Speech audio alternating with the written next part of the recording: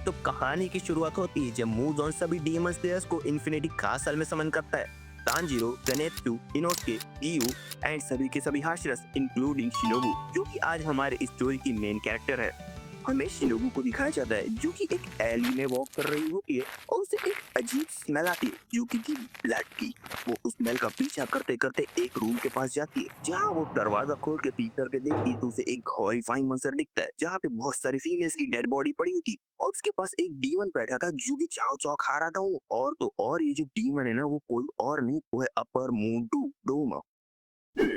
एक लड़की, आ जाओ आ जाओ अंदर आ जाओ, डरो मत, ये सब मैंने नहीं किया, यहाँ पे ये लोग पहले ही मरे हुए थे, मैं तो बस इन्हें साफ कर रहा था खा के। डोमा इतना ज्यादा क्रीपी डीमन होता है कि वो इतने सारे डेड बॉडीज को खा रहा था वहां पे और ये देख के शिनोबू बड़ा शॉक हो जाती है। और डोमा कहता है वाह यार ये कितनी क्यूट है, ये कितनी प्यारी है, इसे खाने में कितना ज्यादा मजा आएगा, इतनी डिलीशियस लग रही है, ये शिनोबू के ऊपर कमेंट करता है। तभी हमें शिनोबू का फ्लैशबैक दिखाया जाता है जहाँ पे वो अपने सिस्टर को गोदी में लेके बैठी होती है और रो रही होती है। काना है जिसके मुंह से ब्लड निकल रहा होता है, वो बोलती है शिनोबू को कि तुम ये डीमन स्लेयर हंटर्स छोड़ दो और एक नॉर्मल जिंदगी जियो, मैं चाहती हूँ कि तुम एक लंबी जिंदगी जियो। और हमें ये पता चलता है कि इसका हाल एक ह्यूमन ने किया है जिससे कानाए अकेले लड़ रही थी। जब तक शिनोबू की मदद करने के लिए आई, उसको बैकअप देने के लिए आई, तब तक देर हो चुकी थी। तब तक कानाए ऑलमोस्ट डेथ बेड पे थी बट शिनोबू चिल्ला के उसे नो कहती है। वो कहती जब तक मैं तुम्हारी इस हालत का बदला नहीं ले लेती तब तक मैं डीमन हंटर्स को नहीं छोड़ूंगी। कानाए से उस डीमन के बारे में पूछती है कि वो कैसा दिखता था और वो कौन है जिसने तुम्हारी हालत की। कानाए शिनोबू को बताती है कि उस डीमन के हेड पे एक बड़ा सा ब्लड चेन मार्क है और जिसके चेहरे पे एक अजीब सी हंसी रहती है। वो इतना ज्यादा पोलाइट, काम, एकदम जेंटल मैनर पे रहता है, लोगों को उस पर शक ही नहीं होता कि उसकी इविल इंटेंशंस क्या है। तभी उन बॉडीज के बीच में से एक लड़की जो कि जिन्ना होती है वो शिनोबू से मदद मांगती है। शिनोबू क्विकली जाके उसे डोमा से अलग करती है और जैसे उसे बोलती है कि तुम अब सेफ हो, देखते हैं कि डोमा उस लड़की को मार देता है और शिनोबू से बोलता है उसे वहीं छोड़ दो, उसे मैं बाद में खा लूंगा, फिक्र मत करो, मैं पूरा दाबर दूंगा, मैं कुछ भी नहीं छोड़ता। अब शिनोबू को ये भी याद आता है कि जिस डीमन ने कानाए को मारा था उसके पास चार पैंक की तरह एक वेपन था। डोमा अपने आप को इंट्रोड्यूस करते हुए बोलता है कि मैं इस संस्था द इटर्नल पैराडाइज कल्ट का फाउंडर हूँ जहाँ पे मैं अपने भक्तों की और अपनी खुशी के लिए काम करता हूँ, इसीलिए मैं उन्हें खा जाता हूँ बिना कुछ पीछे छोड़े। अब शिनोब को पता चल जाता है कि डोमा ही वो डीमन है जिसने कानाई को मारा था और शिनोब को कहती है कि तुम झूठी बातें कर रहे हो, मैं तुम्हें अभी देखा कि तुमने वहां पे उस लड़की को मारा है और तुम कहते हो तुम उनके हैप्पीनेस के लिए कर रहे हो ये सब, हाँ, ताकि मैं उनकी सफरिंग्स को खत्म कर सकूं। अब उन्हें किसी से घबराने की, किसी से डरने की कोई जरूरत नहीं है, तुम्हें पता है हर किसी को मौत से डर लगता है, इसी वजह से मैं उन्हें खा जाता हूँ। अब उन्हें डरने की कोई भी जरूरत नहीं है, वो मेरे साथ हमेशा हमेशा के लिए अब इटर्निटी के लिए सेफ रहेंगे मेरी बॉडी के अंदर। मैं उन्हें मोक्ष प्रदान करता हूँ, उनकी रक्षा करता हूँ अपने अंदर, उन्हें गाइड करता हूँ to eternal paradise by eating their flesh, bones and everything. Shinobu कहती है कि तुम्हारी बात को ही सुन के मुझे उल्टी आ रही है। तो डोमा कहता है अरे अब इतना भी रूड मत हो, हम तो अभी अभी मिले हैं और अगर तुम्हें कोई तकलीफ है तो तुम कह सकती हो, मैं यहाँ पे हूँ तुम्हें सुनने के लिए। शिनो, क्या, मुझे क्या तकलीफ है तुम्हें, क्या समझ में नहीं आ रहा इस ह्यूरी को देख के, तुमने मेरी सिस्टर को मारा था, क्या तुम्हें कुछ भी याद नहीं है? तो डोमा को याद आता है कि हाँ उसने एक डीमन स्लेयर से फाइट की थी जो कि सेम ह्यूरी पहन ली थी और इंसेक्ट ब्रीदिंग स्टाइल यूज कर दी थी। और वो ये भी कहता है कि वो लड़की बहुत ही ज्यादा अच्छी थी, क्यूट थी, मैं उसे खाने ही वाला था कि सुबह हो गई और मैं उसे खा नहीं पाया। इतना सुन के इशिनोबु इतने ज्यादा गुस्से में और इतनी स्पीड में टोमा के ऊपर अटैक करती है कि उसकी आंख को स्टैब करती है, उसके गल से बाहर निकल जाती है स्वॉर्ड। टोमा भी इसको एडमायर करता है कि टोमा ने उस अटैक को डॉज ही नहीं कर पाया क्योंकि वो देख ही नहीं पाया कि इतनी स्पीड में उसने अटैक किया था। तब ये अपना ब्लड डीमन आर्ड उसके ऊपर रिलीज कर देता है जो कि होता है लोटस आइस। शिनोबु डॉज करती है, अगर वो उसमें फंस जाती तो उसका बचना बहुत ही ज्यादा मुश्किल था क्योंकि आइस इतनी ज्यादा ठंडी थी कि किसी के फेफड़े को भी जमा सकती थी। तो वो बोलता है कि तुम फास्ट हो पर तुम मेरी नेक पे अटैक करना पड़ेगा क्योंकि डीमंस को मारने के लिए हमें उनकी नेक को अलग करना पड़ता है, वो भी नीचेरी ब्लेड से। टैप करने से मुझे कुछ नहीं होगा, मेरी नेक पे अटैक करो, नेक पे।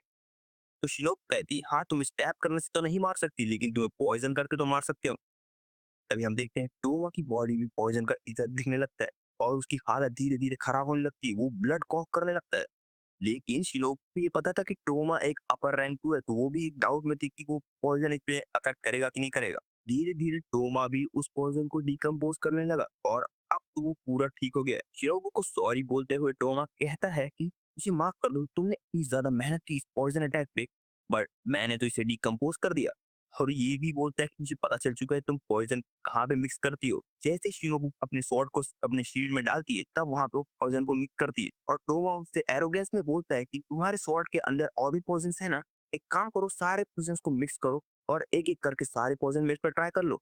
अरे टोमा तुझे बोलने की जरूरत नहीं है, शिनोबू को पहले से ही पता था कि इस अपर मोन को मारना आसान नहीं होगा। टोमा अपनी बैक स्टोरी बताते हुए ये कहता है, मैं एक बुद्धिमान और होशियार बच्चा था। मैं इतना महान था कि लोग मेरे पास आते ताकि मैं उनकी मदद कर सकूं, ताकि मैं उन्हें खुश कर सकूं। और ये मेरा काम था, ये मेरी ड्यूटी थी और मैं अपनी ड्यूटी परफेक्टली कर रहा था। इस बच्चे की आंख कितनी ज्यादा अलग है, मानो कोई इंद्रधनुष हो, एक रेनबो। मुझे यकीन है कि ये बच्चा भगवान से बात कर सकता है। मेरे माता पिता भी इतने ज्यादा बेवकूफ थे कि उन्होंने इस कल्ट का फॉर्म किया और सब लोगों को बताते फिरते। शुरू शुरू में बहुत से लोग मेरे पास आते, मेरे सामने वो अपना दुख दुखड़ा सुनाते, अपनी प्रॉब्लम्स बताते और पूरा रोने के बाद मुझे बाव करने के बाद मुझसे गाइडेंस की उम्मीद करते ताकि मैं उन्हें पैराडाइज तक गाइड कर सकूं। उनके दुख सुनने के बाद मेरे भी आंखों से आंसू निकल जाते, बट ये आंसू तरस के थे, दुख के नहीं, क्योंकि लिटरली वो एक बच्चे के सामने रो रहे हैं और जिस पैराडाइज की ये बात करते हैं वो तो एग्जिस्ट ही नहीं करता, क्योंकि गॉड ही एग्जिस्ट नहीं करता। और इतनी आसान बात उन्हें समझ में नहीं आती और हम देखते हैं कि टोमा बहुत सारी स्कल्स रहती है उसके पीछे और वो एक स्कल के हेयर को कोम कर रहा होता है। टोमा की एक और स्पेशलिटी, ये हमेशा फीमेल्स को ही खाता है। वो कहता है कि एक बार इनके मरने के बाद सब मिट्टी में मिल जाएगा, सब कुछ खत्म हो जाएगा, किसी को कुछ याद नहीं रहेगा, किसी को कुछ फील नहीं होगा, नथिंग। मुझे इन बेचारे लोगों की मदद करनी है, इन्हें खुश करना है, आखिर मेरे जीवन का तो मकसद ही यही है ना। हम देखते हैं कि शिनोबू 5 अलग अलग पॉइजन उस पर यूज करती, बट उस पर कोई भी वर्क नहीं कर रहा होता। नोवा एक एक करके सारे पॉइजन को डिकम्पोज करता जा रहा था और टाइम के साथ साथ इनका इफेक्ट भी कम हो रहा था। शिनोबू जिसने टोमा के अटैक को डॉज तो किया था लोटस आइस को, बट वो पूरी तरीके से डॉज नहीं कर पाई थी। टोमा ने उसके फ्रोजन ब्लड को फॉग में कन्वर्ट किया और अपने फैन से स्कैटर कर दिया, जिसकी वजह से पूरे रूम में मिस्ट ही मिस्ट हो गई थी। अब शिनोबू को ब्रीथ करने में और भी ज्यादा डिफिकल्टी हो रही थी। तब वो डिसाइड करती कि फुल ऑन अटैक मोड पे जाएगी और उसके ऊपर मल्टीपल स्ट्राइक्स करेगी। और वो इतनी स्पीड में उसके ऊपर अटैक करती कि वो मैनेज भी करती उसको हिट करना। शिनोबू इतनी ज्यादा फास्ट होती कि टोमा फिर से उसकी तारीफ करते हुए बोलता है कि तुम बहुत ही ज्यादा तेज हो। बट ये क्या, हम देखते हैं कि शिनोबू के ऊपर भी एक कट लग चुका है, जहां से उसकी लेफ्ट हैंड साइड है पूरा डैमेज हो चुका है और उसमें एक डीप कट है। फ्लैश के बीच में ही शायद टोमा ने भी उसके ऊपर अपने फैन से अटैक किया होगा। टोमा उसे मॉक करते हुए कहता है कि तुम्हें मेरे नेक पे अटैक करना चाहिए था, क्योंकि पॉइजन तो मेरे काम नहीं कर रहा। और फिर ये भी बोलता है कि लेकिन हो सकता है वो पॉसिबल ना हो, क्योंकि तुम इतनी टाइनी और फ्रेजाइल जो हो।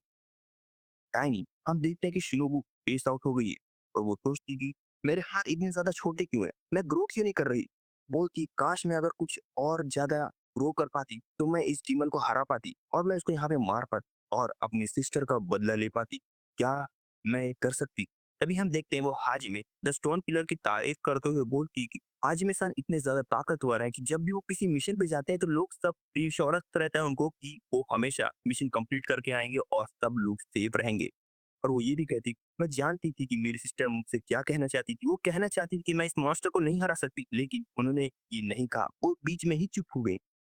शिनोबू अपने पास्ट को लेके इतनी ज्यादा स्पेस आउट है कि उसके सामने उसकी सिस्टर की इमेज आती है, जो कि उससे बात करती, जो कि उसको मोटिवेट करती, प्रोत्साहित करती, बोलती कि उठो शिनोबू लड़ो, ये कोई बात नहीं होती कि तुम इस पे रोती रहो। चिनोक कहती कि नहीं सिस्टर मैं नहीं लड़ सकती, मेरा जो लेफ्ट हैंड साइड है वो पूरा डैमेज हो चुका है, मेरे लंग पंक्चर हो चुके हैं, मेरा ब्लड इतना लॉस हो चुका है कि अब मैं खड़ी भी नहीं हो सकती। कहना है कहती है कुछ नहीं होता, खड़ी हो जाओ। याद करो तुम इंसेक्ट किलर हो, तुमने इस डीमन के साथ लड़ने का फैसला किया था, तुमने इस डीमन को मारने की रिजॉल्व ली थी, अब उसे पूरा करो और इसे किसी भी तरीके से मारो, चाहे वो तुम्हें कुछ भी कॉस्ट करे, चाहे वो तुम्हारी लाइफ ही क्यों ना कॉस्ट करे, इसे मारो। तोमा जो कि शिनोबू के ऊपर धीरे-धीरे अप्रोच कर रहा होता है, तभी वो देखता है कि शिनोबू लड़खड़ाते हुए खड़ी हो जाती है और उससे लड़ने के लिए फिर से तैयार हो जाती है। तोमा उसकी तारीफ करते हुए कहता है, क्या तुम सच में एक ह्यूमन ही हो? देख के तो नहीं लगता, तुम्हारे left hand side collar bone lung and rib सब पंचर हो चुके हैं और ब्लड लॉस से अगर तुम मर भी जाओ तो मुझे कुछ ज्यादा हैरानी नहीं होगी। अब जिस कंडीशन में शिनोबू थी उस कंडीशन को इमेजिन भी करना बहुत ही ज्यादा पेनफुल है। ऑड्स उसके अगेंस्ट है। टोमा के अटैक की वजह से, उसके डीमन आर्ट की वजह से शिनोबू को ब्रीथ करने भी मुश्किल हो रही है। उसका एक लंग्स पंक्चर हो चुका है, उसके रिब्स टूट चुके हैं, उसका ब्लड लॉस हो चुका है। अपनी सारी ताकत इकट्ठा करके वो उसके नेक पे अटैक करती है टू कट हिज नेक। वो यूज करती है exact breath dance of the centipede 100 leg blows. हर तरह से टोमा के ऊपर बिराज ऑफ अटैक होने लगती है। उसकी स्पीड, उसकी पावर इतनी ज्यादा बढ़ जाती है कि जो वहां पे ब्रिज रहता है वो भी टूट जाता है और वो इतनी स्पीडली अटैक करती है कि वो टोमा पे अटैक परफेक्टली लैंड भी कर पाती है। उस अटैक में वो अपनी पूरी जान लगा देती है। चैप्टर 143। हमें शिनोबू की फैमिली के बारे में बताया जाता है जहाँ पे वो एक हैप्पी फैमिली थी। उसकी सिस्टर, उसके पेरेंट्स, तभी उनकी जो फैमिली है उसकी हैप्पीनेस में कोई ग्रहण लगा देता है। एक डीमन उसके पेरेंट्स को मार देता है और ये पहली बार था जब किसी ने इनकी खुशियों को छीन लिया। तभी हम देखते हैं कि वहाँ पे स्टोन पिलर हाजिमे आ जाता है और उन्हें बचा लेता है और वो लोग ये डिसाइड करते हैं कि ऐसे बहुत सारे लोग हैं इस दुनिया में जिन्हें हमारी मदद है, जिनकी खुशियां अभी तक छीनी हुई नहीं है। डीमन स्लेयर बन के वो भी उनकी मदद कर सकते हैं ताकि उन्हें वो ना सफर करना पड़े जो शिनोबू और उसके सिस्टर इस समय सफर कर रहे हैं। तभी हम देखते हैं शिनोबू कहती, तो क्या हुआ मैं कमजोर हूँ, तो क्या हुआ मैं तुम्हारी नेक नहीं काट सकती, बट अगर मैं एक भी डीमन को मारती हूँ तो मैं 10 लोगों की जिंदगी बचाती हूँ, अगर मैं एक परमून को मारती हूँ तो मैं 100 जिंदगियां बचाती हूँ। फर्क नहीं पड़ता कि मैं तुम्हें मार सकती हूँ या नहीं, मुझे तुम्हें मारना ही होगा। अब शिनोबू के पॉइजन का कोई भी इफेक्ट डोमा पे हो नहीं रहा था कि शिनोबू भी नोटिस करती और वो कहती इस राक्षस के ऊपर कोई भी पॉइजन का इफेक्ट क्यों नहीं हो रहा। तभी हम देखते हैं कि शिनोबू पूरी स्ट्रेंथ उसने यूज कर ली थी, अब वो लड़ने के काबिल नहीं थी। तभी डोमा उसे सीलिंग के ऊपर खींच लेता है और उसे हक करके रोने लगता है। वेल ये जो राय थी वो मगरमच्छ की थे और उसे प्रेस करते हुए बोलता है तुमने बहुत अच्छी लड़ाई की, मैंने सोचा नहीं था तुम्हारे जैसे कोई कमजोर लड़की इतनी देर तक लड़ सकेगी, मुझे इतना पुश कर सकेगी। और वो ये भी कहता है कि तुम्हें पता था कि तुम मुझे मार नहीं पाओगी लेकिन फिर भी तुम इस लड़ाई में कूदी, और उसे प्रेस करते हुए कहता है कि नाउ यू आर वर्दी कि मैं तुम्हें खा सकूं। और उसे बोलता है कि अगर तुम्हारी कोई भी आखिरी इच्छा है तो मुझे बता दो, मैं कोशिश करूंगा उसे पूरी करने की। तो शिनोबू कहती है नर्क में जाके सड़ो। तभी हम देखते हैं कि दरवाजे के पास कोई तेजी से भाग के आ रहा होता है और वो जैसे ही दरवाजा खोलता है तो हम देखते हैं कि वो होती है कानाओ। कानाओ देखती है कि सीलिंग पे टोमा और शिनोबू है और वो अपने मास्टर को आवाज देती है पूरी रेंज में, पूरे इमोशन के साथ। और हम देखते हैं कि जो शिनोबू है उसके हाथ से उसकी कटाना छूट के नीचे गिरती है और शिनोबू अब हमें छोड़ के चली गई। काना ये देख के उस पर अटैक करने की कोशिश करती, शिनोबू को उससे अलग करने की कोशिश करती, बट टोमा वहां से गायब हो जाता है और उसे बोलता है कि मैं अभी खाना खा रहा हूँ, खाते समय मुझ पे तो अटैक मत करो। और यहाँ पे चैप्टर 143 का शिनोबू वर्सेस टोमा की फाइट खत्म होती है और इसके बाद एक इम्पोर्टेंट फाइट है जो कि है ज़ेनात्सु की। और हाँ, अभी टोमा की फाइट बाकी है, वो हम कवर करेंगे आने वाले एपिसोड्स में। तुम कमेंट करके बताओ तुम कौन से फाइट देखना चाहोगे।